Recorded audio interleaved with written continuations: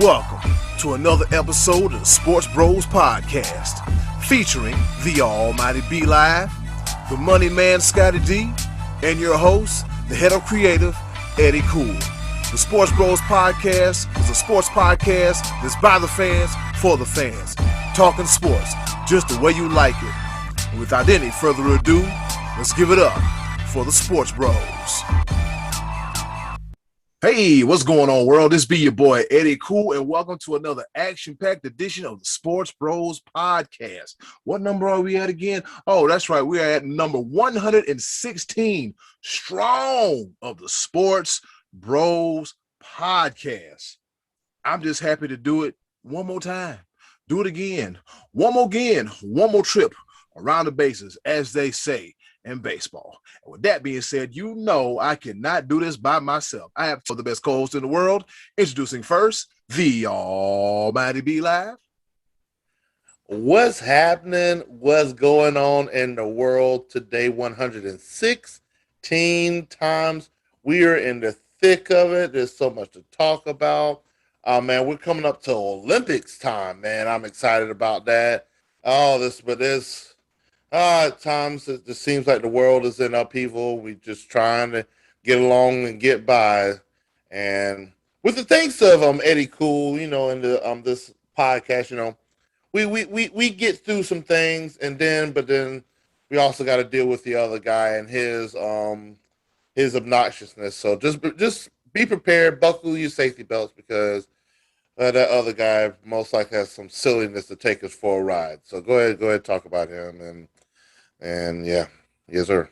Throwing those barbs and jabs already. And speaking of the other guy, the pride of Washington, Pennsylvania. Looks like he's sitting on a beach, if I'm not mistaken. The money man, Scottie D. Put me in, coach. I'm ready to play today. It's All-Star Week, the best sports week of the entire year, right? Didn't we talk about that earlier? We did. You sounded depressed because you said there was not much sports going on. I'm over here like, yeah, you're crazy, but it's all right. All kind of stuff going on. You realize typically this is hell week because usually there's no other sports on. The NBA finals are running late this year because of the crazy pandemic schedule pushed it all back.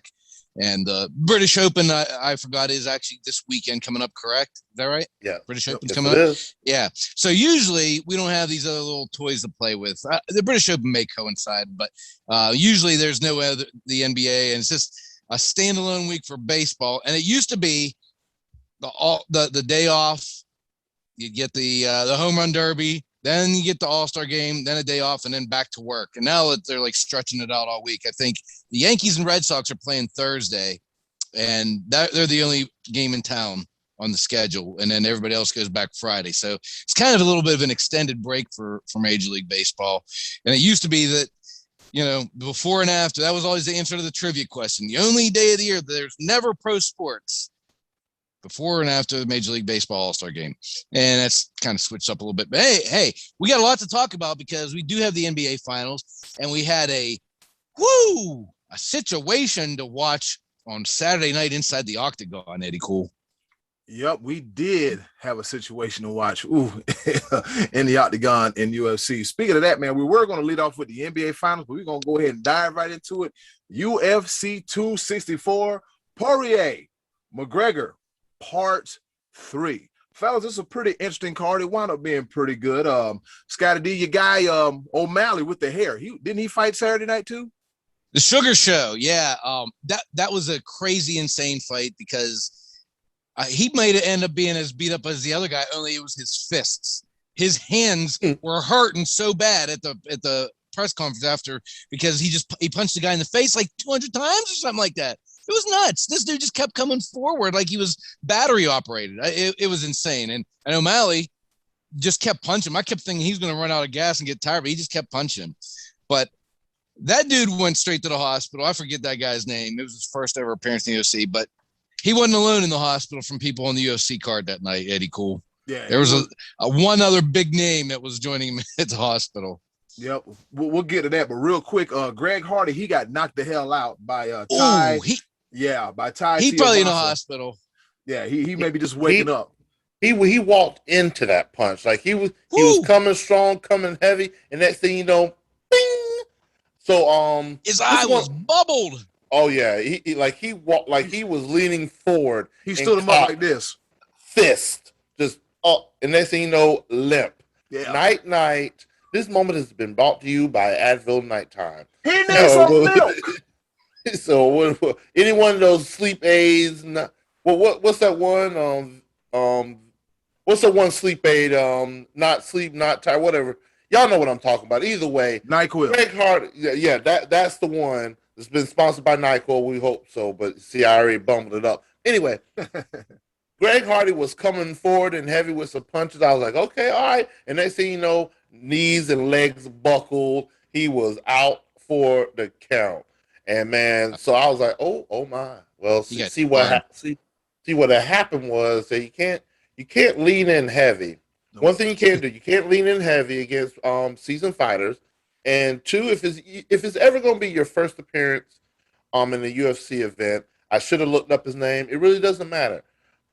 Don't wear any colored type hair, any bright hair, because it just you could see every single punch.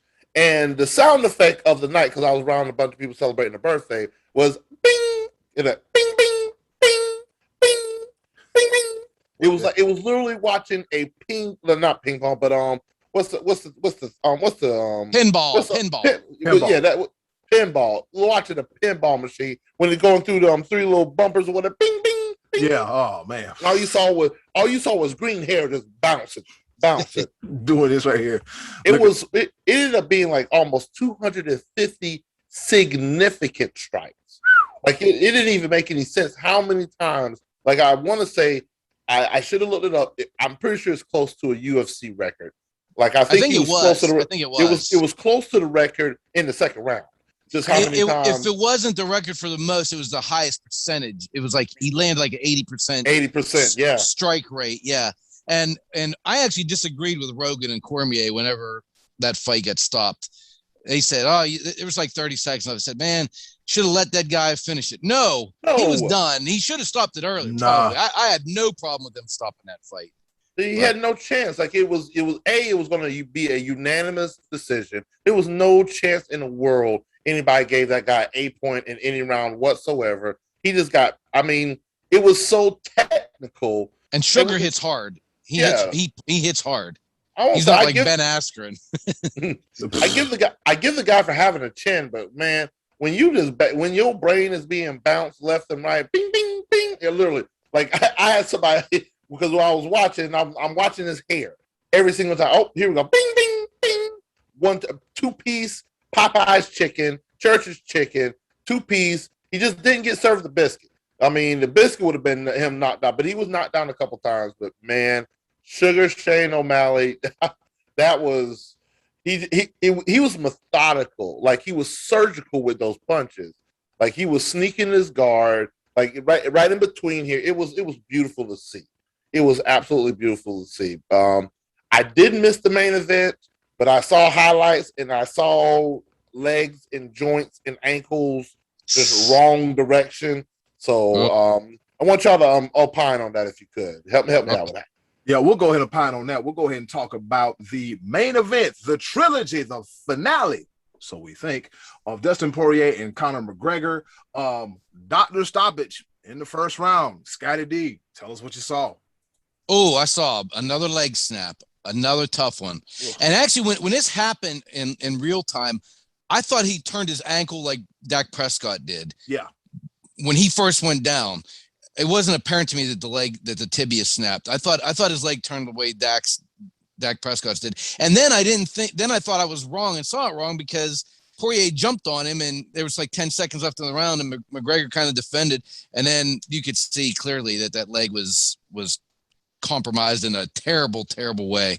But this fight was not going McGregor's way. He most definitely lost that first round. But when they interviewed Poirier after the fight, he said that wasn't a freak accident. In so many words, he said, I checked that kick. And if you, I don't know if you guys stuck around and watched the replay after that fight was over and they were doing the post-fight interviews. McGregor threw a hard leg kick, and Poirier actually did lift his leg and check it, and Poirier immediately pointed down to Conor's leg.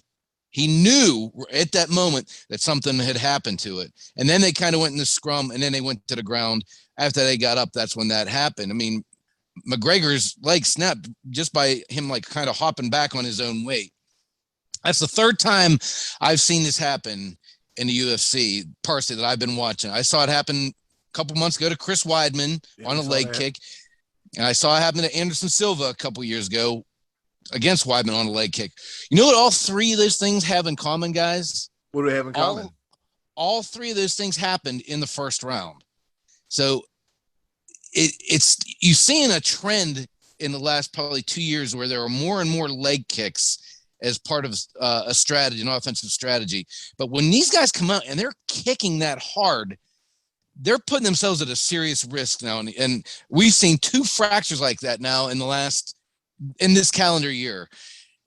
I mean, just think about, say you put on a steel toe shoe or something on a boot and just started kicking a log like that. You're going to fracture your leg. You're going to fracture your tibia just by the force that you're hitting, another stiff object like that. So when these guys are going bone to bone, leg to leg, man, that's dangerous. That's, it kind of makes you think twice about throwing such hard kicks, because the guys that have done it were the ones that got their fracture. They did it to themselves with hard kicks. I mean, McGregor was throwing some hard leg kicks earlier at Weidman.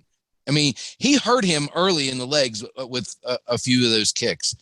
But then the post fight was just as entertaining. These guys, McGregor's laying on the ground with his leg snapped in half, still want to go after Weidman, and Weidman still wants a piece of him. They're talking trash. Do we see this again? I don't know. I think both guys would like to, but I think from what I've heard, and I talked to a few of my other friends that they watch MMA too. The recovery for this looks up to be like 1.5 years. Because of course he's going to get a rod and screws and plates and everything put in his leg.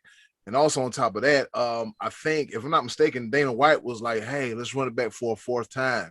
But it's kind of like, do we even want to see this for a 4th time? I mean, like, doesn't Poirier have a chance to contend for a title? And Conor? Well, that's the thing. Yeah. Let's say Poirier is he's getting the next title shot.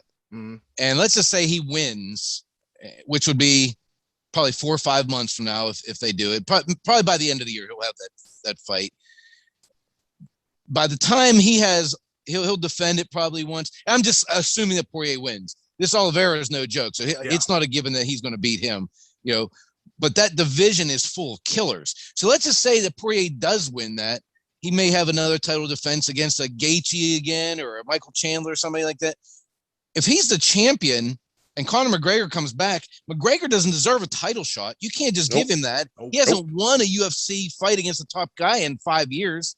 I mean, you can't just throw those two back. And the only way they would have to do that is if Poirier would either vacate the title or McGregor would have to win maybe 2 fights. Now we're looking at 3 years down the road before these guys fight again, and they're both in their mid-30s. So this might have been the last time we see this. Who knows? I mean, stranger things have happened. But again, if Poirier loses to Oliveira, who knows where each of those guys take them beyond that. But that division is just full of badasses. And McGregor hasn't shown capable to be able to beat these guys. I mean, I can't see him beating a Michael Chandler or Justin Gaethje or any of these top guys. The guys that he beat, he was better than. They're not even around anymore, really. He kind of disposed of these cats that he beat a few years ago. So I don't know. I think more logically, McGregor was talking about fighting Manny Pacquiao. I think that's probably off the table. I think his next big paid fight, you know who it's going to be against? Who? I bet it's one of the, you're not about to say one of the Paul brothers. One of the Paul brothers. Got it. You got it. Doggone, I was thinking that. It. And let me put it this way. This pains me to say because everybody in the world knows how much of a pay-per-view draw that Conor McGregor is. He brings in the money. There's a reason why he was the number one paid, by Forbes. He was actually number one, with as far as like revenue this past year with he made $180 million last year. in And didn't revenue. fight. Yeah. So he's a draw. Without question, he's a draw. He's an entrepreneur. He makes big money, big money. But here's the thing: when it comes to the UFC, I hate to say it, I think he's done. If best, he's a mid carder. In any event, he's not a main event person because at the end of the day, his next couple of fights, like you said, he has to win them to even get back into title contention. He's not in title contention right now. So it has to be a mid card, and like it just doesn't seem feasible. I don't think Conor McGregor is the type of person that would drop to a mid card or anything like that.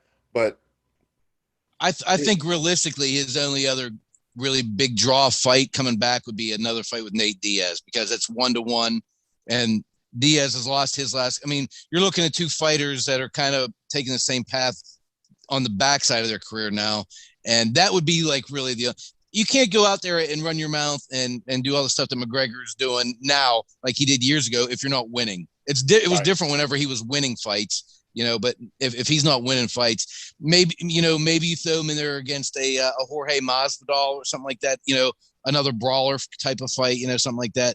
But or Nick Diaz, who's coming back soon for a fight, something like that. But yeah. I think Conor's his best days are most definitely behind him, and this was his chance. If he didn't break his leg there, who knows? He may have knocked Poirier out in the second round. He might have caught him. He survived that onslaught in the first round. He typically gasses, and he probably was going to do that because he expended a lot of energy with, fighting him off from the bottom position. But, his gas tank has never been his strong suit. I think his best days are behind him. And like, we may get a fight with Nate Diaz. And then for him, why wouldn't you take a boxing match against one of them Paul kids and make a ton of money? You'll make more money off that because those guys will trash talk each other. I mean, the other night, I was watching this fight with my nephew. He's 14 going on 15. When that fight was over, my nephew said, "Man, I can't wait to see what Jake Paul has to say about that." I was like, "You got to be kidding me!" So there is a market. These young kids are into these YouTube guys. They're into this stuff, and that might be the safest play for Conor. Make a bunch of money, and your limited skill set against somebody else with limited skill set. I don't know. Yep. That's really all I got on McGregor, man. That's it. This is what I got for all of these new age and 2021 and save the world and animal activists and whatever, blah blah blah. I'm gonna need y'all to stop pushing all this goat milk and soy milk and almond milk and rice milk and all these other types of milk, because we need to get back to the basics of good old fresh cow milk that has all the calcium that does a body good. Because these bones is brittle. Hey, brittle. You never know. You never know. I'm just saying. I don't know. I'm not getting into. I just think that these past couple years of these gruesome injuries that I'm seeing, man, maybe we're just doing a little too much. And we didn't see these type of injuries in the past, so I don't know.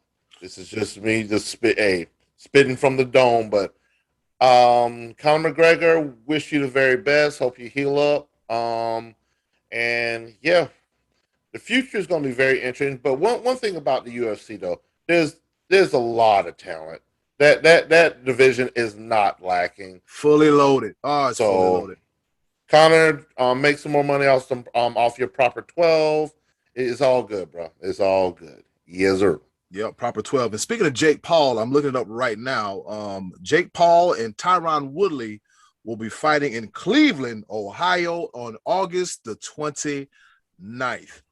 Might have to pop up like a pimple on prom night to see what the buzz and the fuss is all about. Moving right along, fellas, we're going to the National Basketball Association, the NBA Finals. We got the Phoenix Suns and the Milwaukee Bucks game 3 in Milwaukee, all right? And guess what the Bucks did last night? They won at home. They won convincingly. So, B-Live, what are your takeaways from the Bucks win, and do they still have a fighting chance to win the Larry O'Brien Trophy? Without question, this is back to where I said that the Bucks would win in 7 because I still say to this day that Milwaukee is the more talented team, and we saw every bit of it. One thing that we did not expect was that Devin Booker would be ice cold. Oof. I mean, ice cold. And man, this is the beautiful thing about sports and home arenas and everything like that. Giannis actually looked like he could shoot free throws. he didn't have the whole crowd 1, 2, 3, 4, 5 screaming. Right. So I mean, it's crazy like that, but it is what it is, man, and it's just a different atmosphere. And you saw Milwaukee; they just rallied. Giannis did his thing with 40 points again, but he had a little support this time. You know, Chris Middleton with 20 plus, Drew Holiday with 20 plus, Bobby Porter's big eyes and all, freaking whole crowd screaming Bobby, man. I mean, so it's literally, it could easily be home field advantage wins it all, which that would have the Suns winning at 7. It could very well be because you saw the tale of 2 different teams. Like you could even see that the Suns were a little bit nervous and hesitant when they were playing because they're a younger team. They've done well on the road during the regular season, during the beginning of the playoffs, but this is the NBA Finals. This is win or go. I mean, this is it. That's a big game 3 too. Or game 4. That's a huge one. Oh yeah, and like it's one of those things where it alleviates a little bit of the stress off of Milwaukee. They're a little bit more comfortable. This is the Milwaukee team that outscored everybody during the regular season. They averaged 120 points during the regular season, and this is the Milwaukee Bucks team that we're used to seeing. I mean, I didn't see as much pick and roll that Phoenix liked to use during the first 2 games. So I think that played a lot into it. Chris Paul was not as comfortable, and that was partly due just the way they were playing him this go round. Like Middleton was all over him as soon as he was coming across half court. Yep. Oh yeah. So that seemed to work. Devin Booker, he cannot have another game like that. He cannot because that. You know, it tells me that he's not quite to the superstar status that we thought he was. Because could you imagine in a fourth quarter in the NBA Finals, Kobe Bryant sitting, right? Not even even if they're getting blown out, Kobe was going to be in there fighting, and and Kobe's like a super high elevated superstar. But you know what I'm saying. None of these other guys, right? Yeah. LeBron wouldn't sit. You know, KD wouldn't sit. You know, and not that much. Maybe with like 2 minutes to go, but he sat out pretty much the whole fourth quarter. He was ice cold. He looked tired. Maybe Giannis having that injury that looked so gruesome may have worked to his advantage and give him a little bit of extra rest because he certainly played himself back into shape after a shaky first game. 2 40-point games back to back. I mean, this dude is bringing it, and he is not afraid of the free throw line, even though that hasn't been his strength. I said that in the last couple of shows, but he shot 17 free throws the other night. Well, wow. I think he made 13 of them, right? He had a good night in game 3, but Giannis, and guys, you notice where he's shooting. He ain't out camping out on the 3-point line. No. He is going to the rim, making it happen. He is going down low, playing the kind of basketball I like where you are aggressive and go to the rim instead of just planting out on the 3-point line. So Milwaukee's still, in the hole here, but like you said, somebody's gonna have to win on the other one. Well, actually, Phoenix doesn't have to win on Milwaukee's floor. They can just, if they can put in cruise control and do what they did in game 1 and 2. But and I expect Booker will be better, but Booker has actually not been as good ever since the broken nose thing. He's cooled down. Other than a real hot second half in game 2, he hasn't been. He hasn't been the same guy that lit up Denver and lit up the Lakers. He's been a little bit more subdued. And you probably can't blame him if that nose is bothering him. Maybe he's having a hard time breathing right. Who knows? I mean, but for a young guy to look that tired and beaten down the other night, wasn't good. But I definitely don't expect him to be that poor again at all in this series, really. And I think what's the next game for is Wednesday, right? It's Wednesday. Yes. They get 2 days an extra rest. day off. So that'll help them all get their legs back under them a little bit. So anyway, it's no surprises yet. The home teams win every game. We'll see. But I'm telling you, if they roll through this and Giannis keeps up this kind of pace, I mean, he's putting himself in rarefied air as 40-point games in the finals. If he carries that team to a win, he's in the conversation of best player in the league. Like, I mean, LeBron's out in the first round, and he's like the best player in the league. He goes and beats KD on his home floor, and he's the best player. I mean, Giannis, 2-time MVP. If he's a finals MVP, hard to argue against him being known as the best player in the league right now. One thing I could tell you this much: the Phoenix Suns are missing Dario Saric. Yep, they're missing him big time because the Bucks outworked them in the paint. There was a moment of time. I don't know the final count, but there was a moment of time that the Bucks were outscoring the Suns game 3, 19-0 in second chance points, offensive rebounds. They were just that right there. That's they won by 20 points. 19 second chance points. There you go. Like if Suns are not able to bang, DeAndre Ayton was had early foul trouble. So yeah, that right there, if you that's your game right there. I think both teams can score. But if you keep getting second chance after second chance after second chance and put back stuff like that, it's a whole different ball game. And that's where I think Milwaukee has the edge. So I think honestly, this is what I say. Milwaukee wins game 4. They go to Phoenix. Milwaukee wins game 5 to take control of the series. Phoenix wins game 6. Milwaukee wins game 7. My prediction will come true. Yes, sir. Scottie, how you feel about that? Well, if it comes true, then you'd be matching me because my prediction came absolutely true in the NHL Finals. I predicted Lightning in 5, and it was Lightning in 5. Yep. And speaking of the Stanley Cup Finals, the Lightning strike twice. Yes, they strike twice for the second consecutive year. This time in front of fans is much more sweeter. They repeat as they win the Stanley Cup again for the second consecutive year in a row. They beat the Montreal Canadiens 4-1 to win the series, and the game was 1-0, a real low-scoring affair.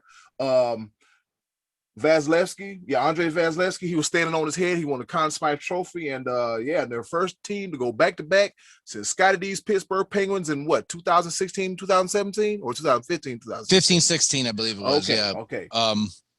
But and Vasilevsky obviously was the difference maker, and good for them. They won it. I mean, realistically, this has been the best team on ice for 3 years. Yep. They had that bad first round a couple years ago, but they've been the best team for 3 years. And good for them because last year they won it in the pandemic season without their fans around, and this time they won it on their home ice. And congratulations, another trophy in Tampa. Yep. The city of Tampa is winning right now between World Series, Super Bowl, back-to-back Stanley Cups, WWE during the pandemic. The city of Tampa is thriving. They have not missed a step. And they have not. So congrats to them. Habs, young team. They'll be back. They'll be in the picture. Unless the Kraken steals away some of their players. The Kraken is coming. Yep, the Kraken is coming. I'm excited to see a hockey team in Seattle. I don't know why, but I'm like, oh, well, I guess that's one step closer to getting the Sonics back, but only one can wish.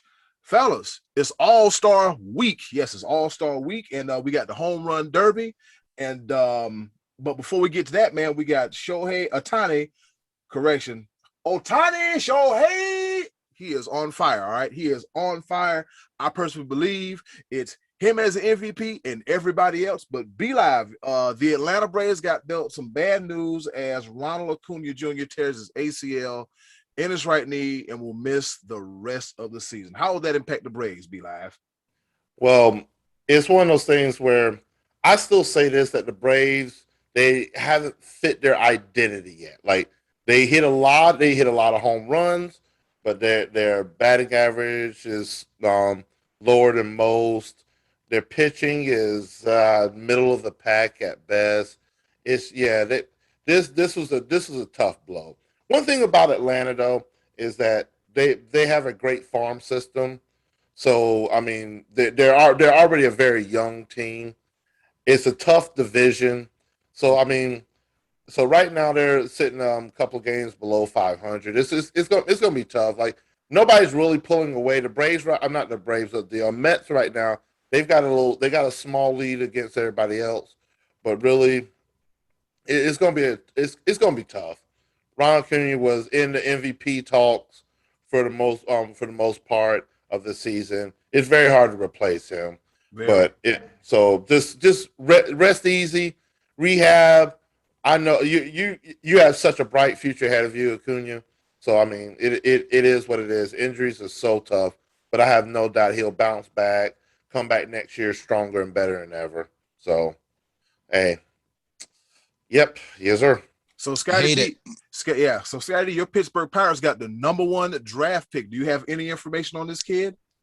Well, they took this catcher Davis, who, I mean, his numbers are good, but I guess there was no clear cut #1 this year. There was talk that it was going to be Leiter or the other pitcher Rocker from Vanderbilt, and then there was a kid named Meyer that was a shortstop that was his name was being thrown around. So I don't know. It's the thing with these baseball drafts is you don't know how good they're going to be for another 4 years, maybe 3 years. Either way, it's not going to impact them. The Pirates going to be lousy the rest of this year, probably next year.